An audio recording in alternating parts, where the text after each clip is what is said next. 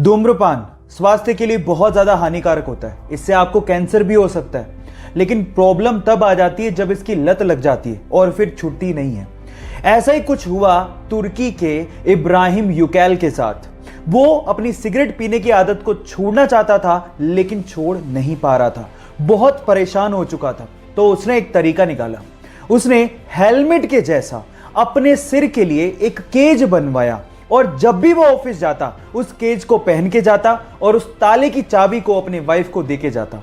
अब चाहकर भी वो सिगरेट नहीं पी पाता, क्योंकि उस केज की चाबी एक्चुअली उसके वाइफ के पास होती थी। इस तरह से उसने अपने एडिक्शन को कम कर लिया।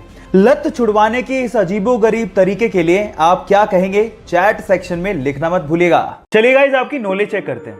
क्या मुझे बता सकते हैं कि दुनिया में माउंट एवरेस्ट की खोज से पहले सबसे ऊंचा पर्वत कौन सा था? मैं आपको 5 सेकंड का टाइम देता हूं, सोच के बताइए।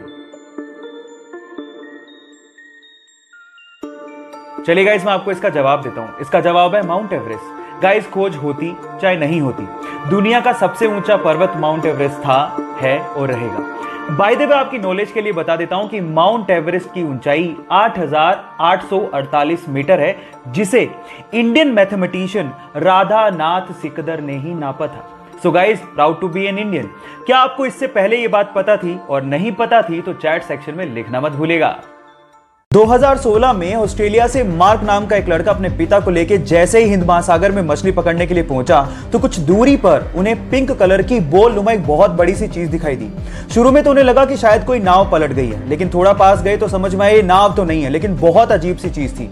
लेकिन जब बिल्कुल पास पहुंचे तो उन्हें समझ में आ गया था कि व्हेल की डेड बॉडी है। अगर आपको इन फ्यूचर कुछ ऐसा दिखे तो तुरंत उसे दूर भाग जाइए, नहीं तो आपकी जान भी जा सकती है। होता कुछ यूं है कि व्हेल के मरने के बाद उसके अंदर के बैक्टीरिया गैस प्रोड्यूस करने लगते हैं। अब चमड़ी मोटी होने की वजह से वो गैस बाहर नहीं निकल पाती और प्रेशर बढ़ने की वजह से वो फट पड़ती है।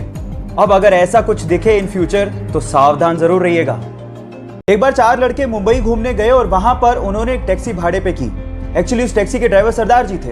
अब हुआ कुछ यूं कि बोरियत की वजह से वो चारों लड़के जोक्स क्रैक करने लगे और उनमें से कुछ जोक्स सरदारों पर थे। जब भी वो सरदारों वाले जोक्स क्रैक करते, सरदार जी को बड़े ध्यान से देखते, लेकिन सरदार जी कोई रिएक्शन दे ही नहीं रहे थे। जब पूरा दिन खत्म हो गया तो उतरते वक्त उन चारों लड़कों ने सरदार जी को कहा कि हमने सरदारों पर इतने जोक्स क्रैक किए, आपको बुरा क्यों नहीं लगा? तो उन्होंने तब भी कोई जवाब नहीं दिया और 100 रुपए देते हुए कहा कि अगर तुम्हें पूरी मुंबई में कोई सरदार भिखारी मिल जाए तो उसे मेरी तरफ से 100 रुपए दान कर देना।